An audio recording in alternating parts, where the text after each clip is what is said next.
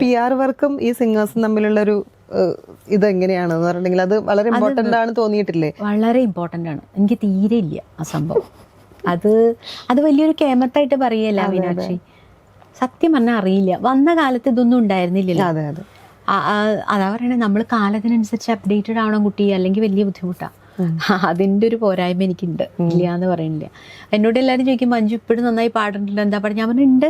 നമ്മൾ ചെയ്ത വർക്കും നമ്മൾ പറഞ്ഞ പോലെ ഇത്രയും ഡിവോഷണൽ സോങ്സ് ഒക്കെ പാടി അതൊക്കെ നമുക്ക് അപ്ഡേറ്റ് ചെയ്യണം. ഇപ്പൊ ഒരു ഭയങ്കര പോപ്പുലർ അല്ലേ നന്ദഗോവിന്ദം ഭജൻ. അതെ അതെ, അവര് സ്ഥിരം പാടാറുണ്ട്.